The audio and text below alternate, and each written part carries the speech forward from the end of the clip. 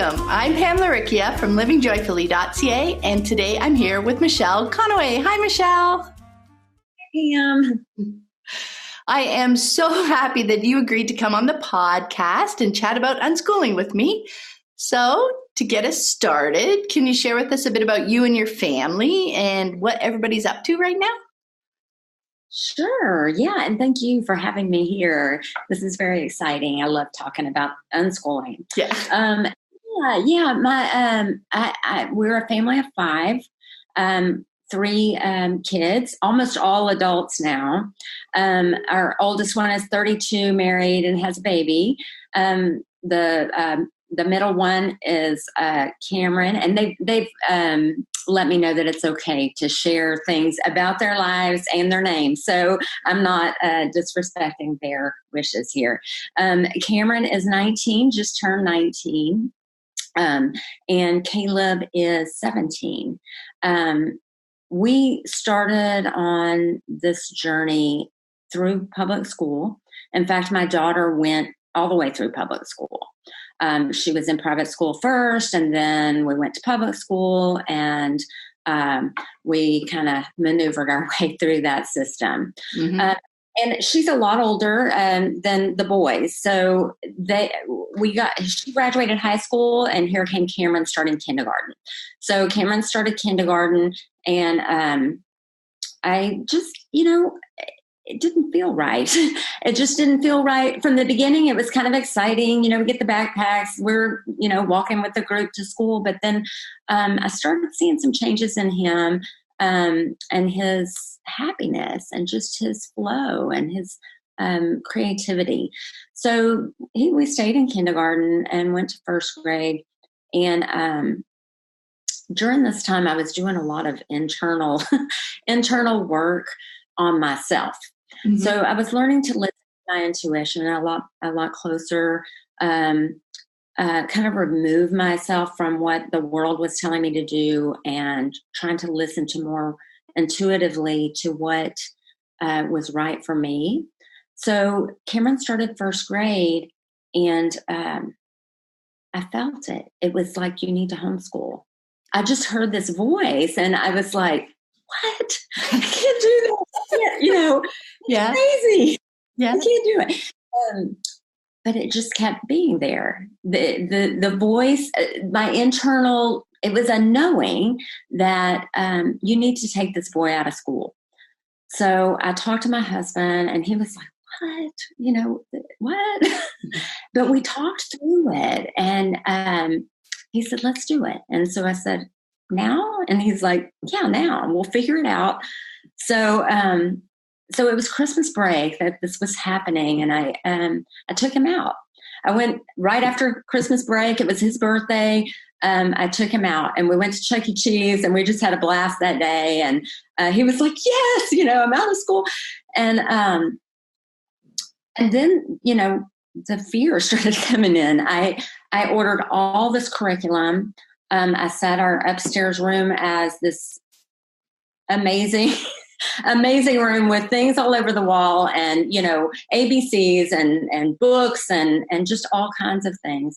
And so we got started with school, and it was a nightmare. It was not fun, and he was crying, I was crying, his little brother was crying, we were all, and I thought, what? I was listening to my voice. What happened? This was supposed to be the best thing ever. And then I had other things just come to me. It was like, can you relax? Can you just bring the Legos upstairs? Let's just, instead of crying today and butting heads today, can we just play? And so we did that, and it would feel better. And then I would get scared again, and we would pull the books back out. So this went on for a while, and then I tried, unit studies. I tried all these different things. And I just remember a point of going, what are you doing? Why do you need to teach them? And it was just, again, it was just kind of, I was working on myself. I was working on my belief system. And it just kind of, I don't know, we just kind of started falling into doing less school, less and less and less school. And I noticed my kids thriving, and I noticed them learning. And of course, then I was like, okay, everything stopped. You guys play. I'm going to go over here and start reading everything I can about how people learn, what methods are there besides, making them. And everything, the world opened up. I mean, I started, coming to all of these, John Holt and all of these different authors that just resonated very, very deeply with me. And so I made a decision. Okay. And it was very fearful because I thought, I'm taking a chance on my kids' lives. That's what it felt like. Mm-hmm. I am gambling with their lives. And I thought, well, what is the worst thing that can happen? The worst thing that happens is they get to 15 and they can't read and they can't, and then we scramble around to try to learn it, So that was kind of our journey is just bit by bit, kind of allowing it to unfold. And so now my daughter she's kind of fallen into this unschooling lifestyle with us, even though she went to school. The boys are just into so many things. I mean, Cameron is building his reputation and business as an artist. Caleb is into learning to fly airplanes and into coding and gaming. And so I'm sure through our talk today, we'll talk more about how kind of it's woven together to get us where we are right now. But that's kind of our story and where we're at and how we came to unschooling. Thank you so much for sharing that. And I love all the little details.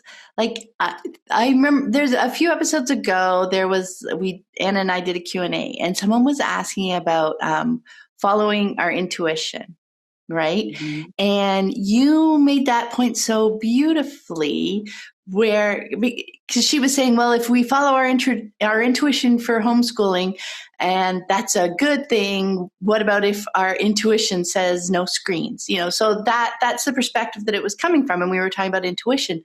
And I had talked about, for me, how I felt like intuition was the first step, not the answer. Mm-hmm. And you shared such a beautiful example because your intuition was telling you homeschooling, bring him home from school, right? Because you could see the changes in him. And then you did what that looked like to you, right? What homeschooling looked like to you in that moment. And that was it. You followed that intuition, and then you gained some experience with it, right? And then you tweaks as now you're learning more. So school wasn't the thing. So homeschooling, we're going to take this step. Like, to me, intuition is kind of giving us that next step that we want to take. So then we take it and try it, right? And then you learn more, right? Where you are, and your intuition leads you to the next step. Right. And you're listening all along the way, and you're being curious, and you're questioning and all of those things. It all comes in. It doesn't mean, oh, my intuition said this. It's the absolute way we are going for the rest of our life. No, it's a very in the moment thing, and our intuition can come up, and maybe it's not our intuition. Maybe it's a fear that we feel is our intuition. And so that's where we get the opportunity to question that and do some work on ourselves. That's what I meant by saying I had already been doing some of that work, of, okay, this feels right in the moment. Let me put my toes in the water. That's right. That's right. I was going to say, you're paying attention, to what's happening, right? And you could see, Cameron was not enjoying it. You were not enjoying it. And then you notice, and, sometimes you just didn't push it. And then you notice that you guys were having fun and he was still learning. Like you said, you could see this learning happen. So that's more experience and more experience.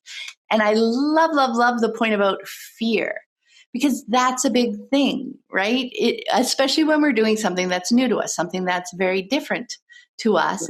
And that fear is so often a great pointer to where we might want to look in that personal work that you're talking about, right? I love, there's a book by Ryan Holiday. Oh, and it's called The Obstacle is the Way. Because so often the fear, oh my gosh, I don't want to be there, really is the way for us to go if we want to learn more and grow as a person. That fear is like, oh my gosh, I don't want to touch that. I don't want to touch that. Let me stay here and comfy. Yet there is so much growth and learning when we sit with that discomfort for a while and actually feel it out, like you said, and learn this little more about ourselves, right? That's such a great. Absolutely. I think fear is the greatest teacher for, at least for me, because I can feel it in my body. And when I feel it come on, I know, okay, it's time to relax and let's just look at it. Maybe it is a valid fear. Maybe it is something really I need to watch, or maybe it's something from my past or something I picked up growing up or from society that isn't really the truth, and can I let that go? So yeah, it's fun. That's another great point about fear. When you're stepping toward it, it doesn't mean it doesn't mean accepting or that the end point is the opposite of the fear. Right. Exactly. Right. I'm scared about this doesn't mean the answer for me to get through it is to do the opposite, is that I need to do whatever I'm scared of. That's not the point, right? Like you said, sometimes these fears are valid, as in they're going to point me in the direction of something that I need to maybe put more effort into. I need to put more scaffolding around. You know what I mean? I need to have more backup plans for it. I need to think more about ways it can go sideways. It's just what it's telling us is it can be a great place to go look. Exactly. Yeah. Exactly. Right. That's pretty cool. I love this. I know, right? It's fun to talk about unschooling. Okay, so one of the things we wanted to talk about, because I think there is a big misconception when people first hear about unschooling, right? And that's unschooling is about letting your kids do whatever they want. You'll often see that when people, literally this morning, I saw a question. It's just pretty much word for word of this pass by on Facebook, right? And you can understand where they're coming from, because on one hand, it's true in that as unschooling parents, we work really hard to help our kids do the things that they're interested in doing, whether it's, flying planes or art or, whatever those things are. But yet, when you dig in a little bit more, it's so much more than just letting them do whatever they want, right? Because they aren't doing these things in isolation. It's not just about the thing. Their actions are woven into the world, aren't they? It's not about the thing and just letting them do whatever the thing is. They're doing it within the context of their life, aren't they? Oh yeah. I feel like, one thing I hear a lot is, well, if I let them do whatever they want, they're going to be on video games all day long, and when you're first coming to this, it might look like they are on video games all day long and that's all they're doing. And maybe it is all they're doing. I know my boys went through years of being on that computer playing Minecraft and all types of different games, they were just fully immersed in it. And I had to question too during that time. You hear, oh, the screens are bad for them and that hurt their eyes and all these things. And there's the fear. Mm-hmm. So, I feel like we can use that again. We're coming back to the fear of question. It's a springboard for questions. So, are they really on the computer 24/7? Are they getting sleep? Probably. Their bodies are going to make them sleep.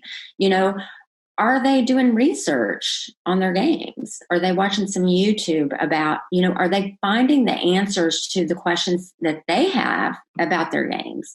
So there's a lot more going on there than they're just on video games all day, or they're getting grumpy because they're on video games all day. Well, are they really getting grumpy because they're on video games? Or are they having some frustration there?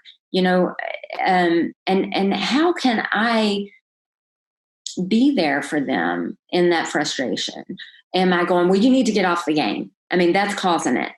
It's a knee-jerk reaction in my mind, and I did it, so I'm not knocking it. I understand it. Yeah, because I did the same thing. I would be like, oh my gosh, they're being so loud in there, and they're but it's, again, I think, coming to, no, we're not letting them do whatever they want, but we're trusting that what they want and what they're doing is leading them in a direction. And how can I fit myself? And maybe I don't even fit myself into it. I think that's another thing that we feel this huge responsibility to guide our kids. I hope this is right on our topic, but there was a point in time when I remember younger, and hearing people and me thinking too, I wish they came with an instruction manual. I wish kids came with an instruction manual so we knew what to do. And through this journey, it popped into my head one day. I was like, we don't have the instruction manual because they have the instruction manual for themselves. Mm-hmm. And they have the map. And if we're trying to give them our map, they're getting way off the path. If I can help them follow their map, I can say, oh, this says left. Oh, this says right. Then that's unschooling. We're not programmed on what to do because they are. They know what they want. They know where they want to go. They know. They may need help with that. They may need some guidance. They may need some for you to listen. But we don't. That's not our responsibility as parents.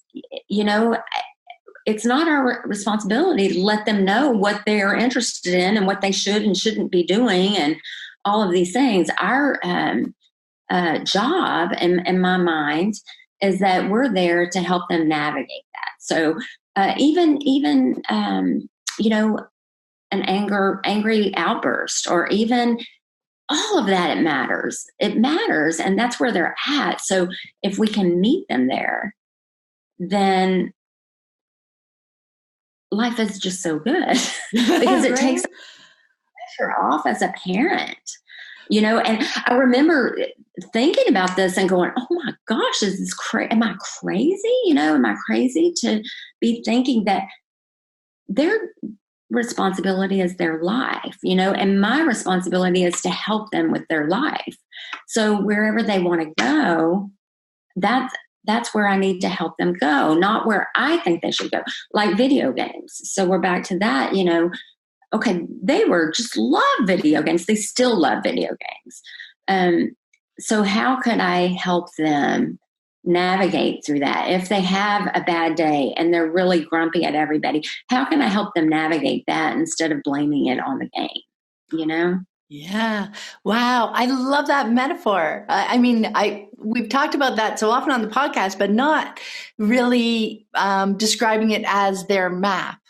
Right. I love that. And us helping them navigate the map of their life. Right. And that is almost also underneath that is their learning map. Right. Because even though they may not know why in particular they're drawn in a particular direction. Right. So often you can't just go, what are you getting out of this? You can't just point blank. That's something you see if you are supporting them as they're following their map. When you look back, you can really see the path unfolding, can't you? But in the moment, It's hard to see in the moment because you don't know it. Like they're right there, but because that's, like you said earlier, that's something they want to do. So there's value in it for them. Right. And, and we get the chance to find out what is that value about. It's about being curious, as a parent, being curious, why do they want to play this game where they're shooting each other, and killing people? I mean, what are they getting from that? And I think we tend to go straight to our fear and believe our fear and then react from that fear instead of responding to what is really going on. Okay. They're playing this shoot up game, and it's scary to me. But what, is it really scary?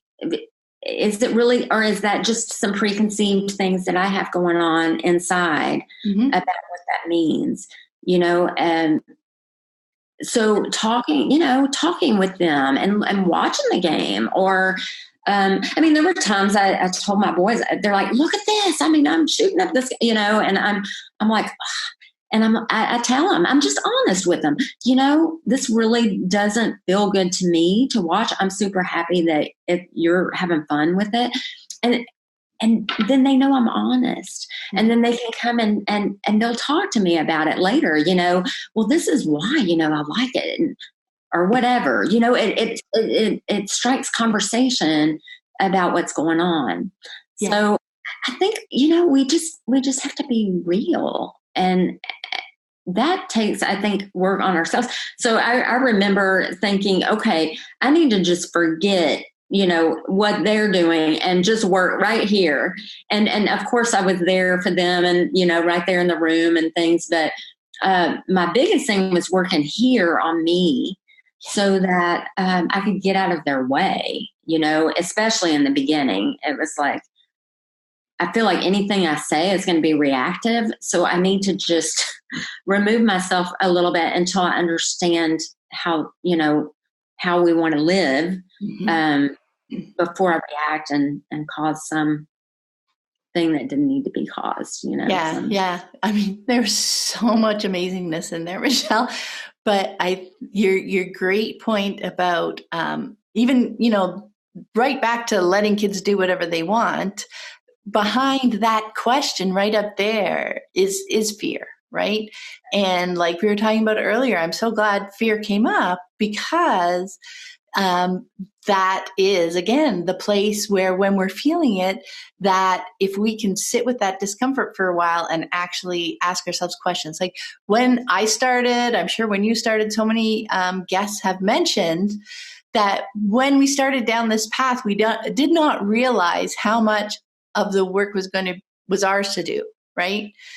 Because we were adults already. We're parents already. Like, we're good. We're set. I know things. But, oh my gosh, when we start to, because maybe the first thing that we're questioning, it depends on everybody's journey, but certainly for me, the first thing I questioned was education, just, because it wasn't going well for my oldest, right? And then that kind of opens up the whole world. It's like, oh, all these other things I can question. Like you said, when you were uncomfortable, you didn't want to just be reactive because you knew that wasn't going to take you guys to a good place. That was going to be judgment. So that's closing down conversations. That's not going to be helpful moving forward. So it was you sitting with your fear for a while, sitting with that discomfort, asking yourself questions about why you feel that way, observing extra your kids, what they're getting out with it, having more conversations with your kids. I love the idea of turning fear into curiosity, right? Mm-hmm. It's curiosity about ourselves, asking ourselves questions. It's curiosity about what our kids might be getting out of it. It's having those conversations and learning more and just slowly working through it. Like these things don't need immediate answers, do they? No. Just learn much along the way. We're going to know more a month from now than we do now, right? And things are going to weave I love that point because I think it's something that, we are conditioned to think that there's somewhere to get. I mean, Yeah. you really need to get there. Yeah. With unschooling, it's really an unfolding. It's not, there's nowhere to get. We can always change it tomorrow. We can do something different. Yeah. And by me sitting with this today doesn't mean that forevermore I have to let them play video games every single day, all day long. It just means that for right now, yes, I'm going to allow them to do that while I ask myself some questions. And I wanted to just pop up and say, because yes, that was exactly it for me. Like in so many things, like from video games to, my daughter wanting to go to concerts at like age 12, at bars and that kind of stuff, to like just so many things in life that I was uncomfortable with.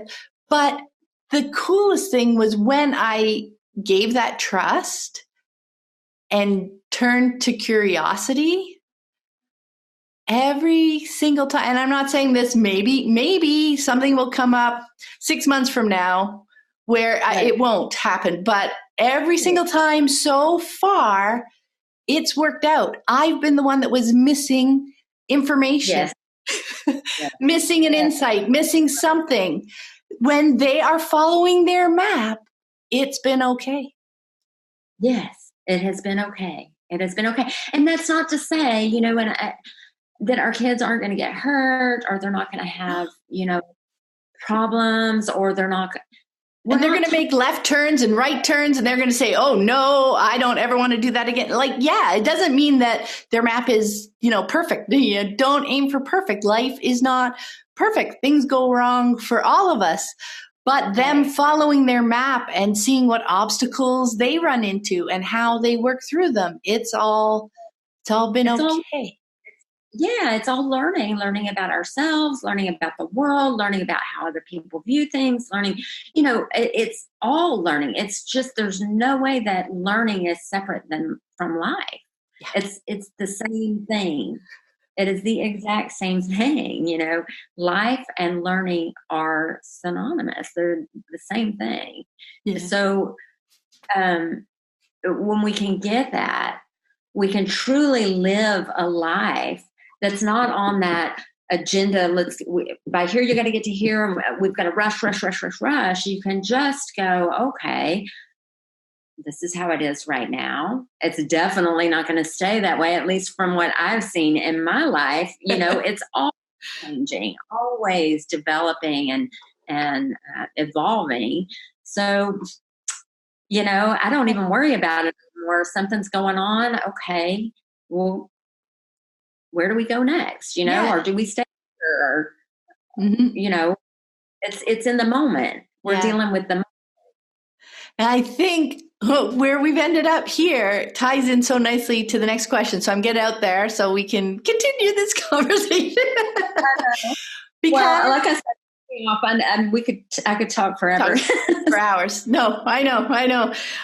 So one of the more valuable paradigm shifts as we're deschooling, and it really supports what we're talking about here, comes when we become able to distinguish between who we think our child should be and who they actually are, right? That's a lot of our personal work to do. Because truly seeing our kids, understanding their map, seeing the gifts that they bring to the world really is life-changing for us and for them. Like for them, when we get to that point, we can truly, actively, and enthusiastically support them as they're following their maps, because we've gone past the little voice telling us that maybe their map is wrong. Right? Maybe we need to impose our map for a little while, right? Just to use your beautiful metaphor. But that does take a lot of personal work, right, to get there. That deschooling chunk is a lot of really diving into our belief system, right? It's like what we believe our role is as parents, looking at how we grew up and how we made choices and how they worked out. And it's just so much of our stuff to work through to get to truly seeing our child for who they are, right? Yes, absolutely. Well, let's go back to the video game thing, right? I mean, so often that it's not so often whatever they're choosing to do isn't, for me, I've noticed it isn't a literal thing. Playing a shoot 'em up game, it's not literally that they're enjoying shooting people, which is the fear, because so often we see an interest and we take it on the surface. And that's where our fear comes from, right? But when we know who our child is, when we get deeper, there is more of a thread underneath. Maybe it's the puzzle aspect that they enjoy, So truly seeing our kids for who they are makes all the things they're choosing so much more meaningful in the end, right? Yes. So, I think we a lot of times make these assumptions about our kids. And, okay, so video games, like you said, it's video games that they like. Or, maybe it's dancing or it's anything, and we go, I mean, I know from a school mindset for how I was when I was first coming to this, it's like, okay, I'm the parent. Okay, I need to do this, and this. Mm-hmm. And I did do this in the beginning. It was very annoying to my kids because they, and they mentioned, I like, one of my son liked swords, and playing with swords. And I was like, let's get into fencing. Let's get in a fencing class. Let's go do this. We can get with other people that do it. And he's like, whoa, I'm having fun with this foam sword right here, Yes. So I think we tend to kind of jump. We take on the responsibility of parenthood so strongly, and it's a great thing because it is such a it can be such a magical relationship that we have with our kids, but we do need to see them for who they are, and maybe ask some more questions, and maybe really, get to the bottom of what is it that they're really wanting. Who are they really? Mm-hmm. What are they trying to communicate to me through this or by telling me this? Do they need me to fix it? Are they asking me to fix that for them? I still struggle with this sometimes because, my sons will get into stuff and I'm like, oh, I found this and I found this article and, and I can still see sometimes they're like, oh God, here we go. She's going to start giving me all this information about this thing. And I'm just having fun meandering it on my own. I just wanted to tell you, I'm doing this. And so I think, that's, it can be hard, and I still, like I said, struggle with it, but it's just kind of stepping back a little bit and going, oh, that's cool, tell me what you're doing with that. What have you already done with that? Do you need my help? Do you, do I need to add a bunch of things onto that for you? And so, and then we begin to see what are they really about in that area? What, is this just, maybe they're going to do that for 10 minutes and then they're going to move on. And here I am doing stuff together, Right? Oh, that's such a great point, because that is part of getting to know them and getting to know how your relationship evolves and changes over time, right? Because sometimes they want more involvement, sometimes less. It's kind of why we kind of talk about a dance metaphor, in that relationship, because sometimes they want a little bit more help. They want you to lead little bit more, and sometimes not. But so often they can sense our agenda a mile away. So that's this piece of working through this as we're deschooling is practicing coming to the conversations without our agenda. and learning how, thinking through it, observing, thinking maybe past interactions, etc., where our agenda has kind of gotten in the way, or, and totally, my kids know to say, Mom, I don't want you to give me any suggestions. I'm just telling you this, please. I don't want to have a big conversation about, whatever, because we all know each other as people and know our tendencies, and, and have such an open relationship where we won't take that personally or as a slight against us. We take that as, oh, cool, they know me so well. It's so true. On this path with our kids, we really do get to know each other very well. And they do know that about me, that I'm a go-getter. I get things done. I find things, and, I'm like all about lists and all of this. And they're not. But they do know that about me, and they don't put me down for that. But they're like, Mom, it's time to tap the brakes a little bit. I'm good. And being able as a parent to go, oh, okay, I get it. Yeah. Instead of feeling, attacked or anything like that. If I could give an example, this is when Cameron was young. He was very young, and we were just getting kind of into these principles. And we were going to a Christmas dinner at his grandparents, and it was kind of more formal. They, what it's like to go see grandparents sometimes. I mean, they have, it's formal. They, you don't wear shorts and all of this. So my older boy, Cameron, and I've told this story many times, but I said, Cameron, you need to, he had his old raggedy shorts on, a tank top, and it's freezing cold outside. And I said, time to go change clothes. We're going to go, to your grandparents. He's like, I don't want to change clothes. And I said, well, it's nice dinner. We need to dress up. So I laid your clothes out. Could you please go put them on? And he said, I want to know why. And I said, because it's a dinner where everybody's dressing up. He said, yeah, but why do I have to dress up? And I was like, it was really, I was in this place of questioning myself. So I'm like, wow, why does he have to dress up? And I said, well, because, you don't want to feel left out or whatever. And he said, no, Mom, this is about you wanting to look good.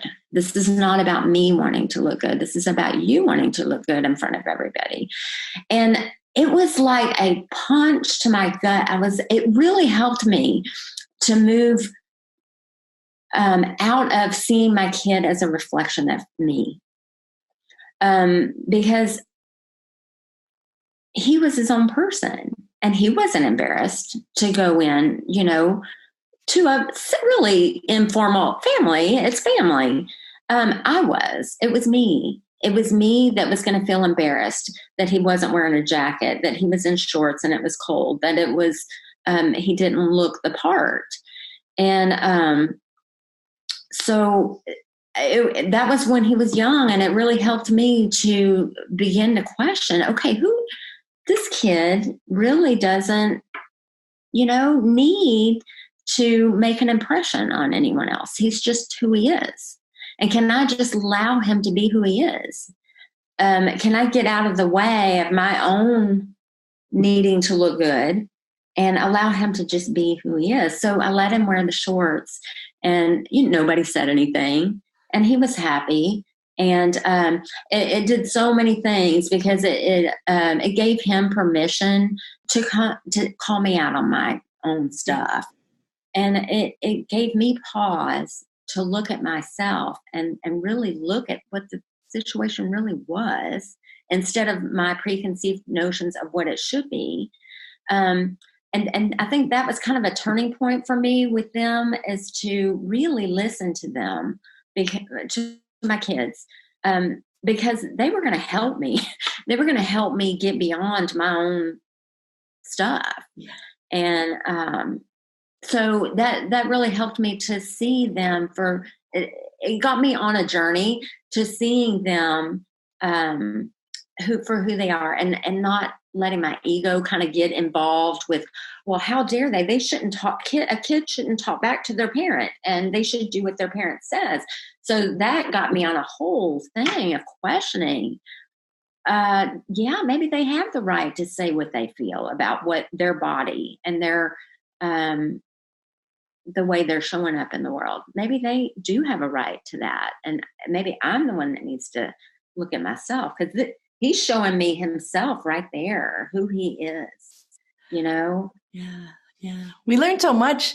Like I've talked a lot about how I feel like I learned so much from my kids in that just little interactions like that, right? And then you just start questioning so much, and it's like it almost gives you permission to show up more as yourself again, right? It's like, oh, my kids are doing this, how much are of the things that I'm choosing to do are expectations that I'm just doing because I think other people are expecting them from me. Is this something that's the whole kind of expectation to choice? That's another huge paradigm shift with deschooling, right? Yeah. And I loved your story because you know what? Like you said, nobody said anything when he showed up that way, right? But even if he wanted to go there and you'd had the conversation, he knew that kind of the expectation that you thought that you saw was that people were expecting people to show up dressed up, etc., right? And he was making this choice for himself. So even if, grandma made a comment or something, like it might be yet another conversation between him and her. Him asking her why, like having a real conversation with her, getting real feedback from her so that next time he may choose or not. Like, he would be getting it, from the horse's mouth, as it were. Right? Right. That why, the actual answer to the why, if it truly was an expectation, so it would still be okay. Yeah, we've had these times because he is a very just informal. He's not about, impressing anybody. And so, if we were going to go to a play or we're going to go somewhere where there really is a dress code, I mean, you can't, they won't let you in. Then it opens up the discussion of, okay, so these are the dress codes. Do you still want to go, or would you rather stay home and not join us? This is the expectation for this place. Same thing with other people's homes. This is the expectation in that home. Are you? And we went through this a lot when they were young because we lived in a neighborhood where a lot of the things we were doing were just like way off the charts, letting your kids play video games and stuff. So they would want to go to their friends and they're wanting to play, Call of Duty or whatever. And the parents don't let it, or the parents limit video games or whatever. And so it was always their choice. You can go there. These are their rules. There are rules around the world. I mean, we do sometimes have to comply with those rules, but you can choose not to go to that house. See how that gets so nicely back to the question before, that we let our kids do whatever they want to do. Well, right. No, but they're still living in a world. You don't sit there and, get mad and diss and try to convince the other parent that their rules in their own home are wrong. No, it's just like, these are our choices. This is the expectation. This is how this place works. Do you want to go, right? It's back to these are our choices. And it's just understanding the context of all the different places we want to go, the people that are involved, maybe a brother and sister, or, siblings are going somewhere, and one sibling, will probably want to leave after a shorter amount of time. It's just having all these discussions and working these things out between the people who are involved. Yes, we are helping them as much as possible to do the things that they want to do, but you're having the discussions on how we can make that happen within all the possibilities and all the different people involved and the places and all that kind of stuff, right? Yeah, and it empowers them to live from that place, to know, to learn to start asking themselves those questions. And I've seen that as my boys have grown up, as that they weigh the things on their own now. They're like, well, maybe I don't want to go hang out over there because, I don't feel respected over there or whatever. Yeah, yeah. But they're thinking about that on their own, but they can't get from being told every single thing they can and cannot do, what they have to do. They can't get from there to over here where they are now without a lot of practice in between. They have to have the ability to make those choices and then go, oh, I didn't like that choice. I want to make a different choice next time. Yeah. If we're making those choices for them, where do they How are learn? they going to gain that experience, right? That was how it was. Yeah. I'm sorry, Pam. Go ahead. No, exactly. They're not going to gain that experience because if we do it all in our heads, so we're bringing in all the possibilities, all the things that we think might happen, all the expectations that we think are there, and then we're coming up with what we think is the best solution, then telling them. Right. How are they going to learn from that? How are they going to practice that skill? Because that is a skill. That's a skill we're still fine-tuning for ourselves. It's a skill that you're fine-tuning forever, right? As you learn more pieces, as you explore more pieces of the world, as you meet more people, that is that's a skill that we are fine-tuning all the time. So, they will be too. And the sooner they get to start, like you said, they feel so much more agency. They feel so empowered to be making these choices. And the great thing is having those open conversations where they can challenge what we think the expectations are of a particular place or situation, or even of people. Being open to being wrong. Like you said, I think, that this is what the expectation of the dress code is going to be at this dinner, right? And him pointing that out, and you're like, okay, I don't have a good answer for that. So, okay, let's try it. Wear your shorts, Right. What an experience. Like, you learned so much. He learned so much. He learned that his choice worked out for him in that moment, right?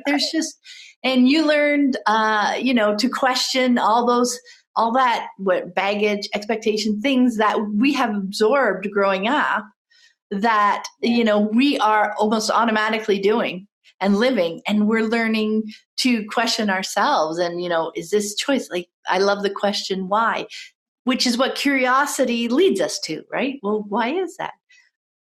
Right. Yes. So that gaining experience through that. And I think that's the other thing. People are so worried to let kids do that because they think, kids are going to make wild choices and are going to bring silly things into the conversation. But you know what? Number one, silly things are fun in those kinds of conversations, especially in brainstorming, right? It breaks the ice. It breaks tension. You can laugh. That's awesome too. But it really opens our eyes so much, takes us back to so much of this is our work to do, isn't it? It absolutely. I think it's absolutely our work to do. All right, I wanted to touch on, because I know you run the Texas Unschoolers conference, right? And it's happening in April this year? Yes, April. Oh gosh. I'll put in the show notes with the date. Sorry. No, that's okay. Yes. That's okay. Now, I know from a few years of hosting the Toronto Unschooling Conference that there's a lot of work that goes into that. So I was just very curious to know, what's your favorite thing about the conference?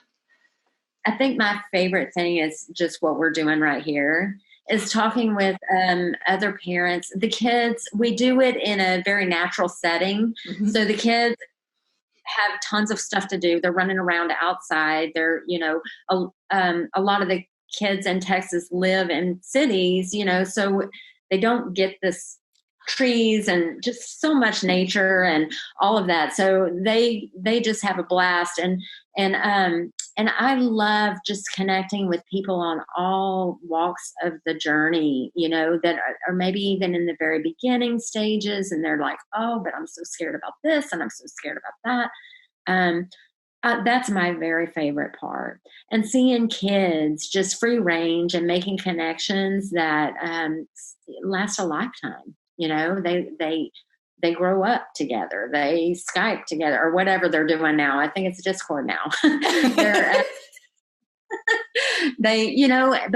but they stay connected, and they have it creates an environment for them to be able to find people that are living this lifestyle, because we do come across a lot of people that are in public school that are going, what the heck are you doing? Or whatever, or I've had my kids, they've been told that, when they were younger, you're going to live under a bridge because you don't go to school, or, all these crazy things. So for them to go and be with other kids that are living this, that are very intelligent and wise and smart and just all of those things, it's just a wonderful place. It's a wonderful place to be at a conference, like any conference, probably, unschooling conference.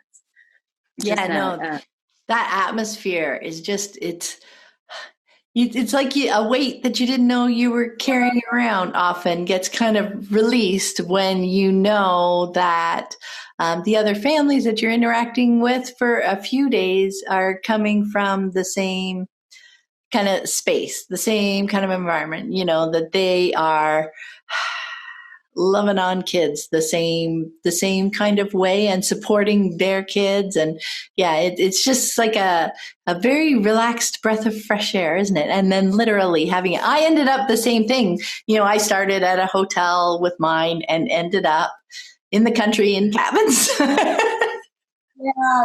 There's something beautiful about that atmosphere, right? It really is. I really like it. The kids being able to just run all over and not worry about really bothering anybody. With being or whatever, they can just go jump in the pool and, climb a tree and. That's awesome. Okay, so last question. I would love to know, what has surprised you most about how unschooling has unfolded in your lives? Yeah. One of the things probably is that I started out to find a different education mode for my kids. And I ended up finding kind of myself. I was able to, like you were talking about earlier, I started giving myself the permissions that I was giving to my children, the freedom. I guess it's not permission, but the freedom to explore something without it having to be something, without it having to be. I love writing, and I put so much pressure on myself to write a book, but I let go of that, just write. If I decide, if I really want to, it's going to be strong in my heart, and I'm going to go for it, and I'm going to do it. Trust in myself, I think, has been one of the biggest side benefits that I wasn't going for when I first started down this journey. I'm really living the life I want to live, and in different areas than just my kids. Just in my own life, I'm doing things that empower me and make me feel alive. Whereas before, I didn't feel that I had permission to do those things. So the more that I've seen even myself move in that direction, the more I've been able to give it to my kids, because I'm like, this is amazing, amazing to be able to just play with something and just have fun with it without it having to go somewhere, without it having to be a waste. Yeah, that is one thing y'all talked about the other day. I was listening on a podcast that you were talking about words that kind of go away from your vocabulary. And I was thinking waste, because waste, is it ever a waste? That's a question. It's a question we can ask ourselves, and we don't have to go deep into it. But really, ask yourself, was it a waste? Was it a waste of time? Was it a waste of money? Really? or is that just a fear? And for me, that's been great because it's given me permission to do things without having to go anywhere, without having to have it go. So that's one of the biggest things. I mean, my relationship with my kids, I never knew that we could talk about some of the things we talk about together, that was even possible for parents and kids to be able to do that. We do. I mean, we have conversations about everything, everything that, anything that comes up, and they feel comfortable that they can talk to both me or their dad, about just about anything, and we're not going to have a judgment, and it's just going to be a conversation. Oh, I love that so much, Michelle. And thank you so much for taking the time to talk to me today. I had so much fun. Absolutely. Me too, Pam. And before we go, can you share a place how people can get in touch with you or connect with you online? Yes. You can go to our website at texasunschoolers.com. There's a contact form there. You can reach me on Facebook. We have a Facebook page, which is Texas Unschoolers. We have a private Facebook group, which is Texas Unschoolers also. Awesome. 3 of those. It's perfect. Oh, that's great. And I will put links to all those places in the show notes. And thanks again. Have a great day, Michelle. You too, Pam. Thank you.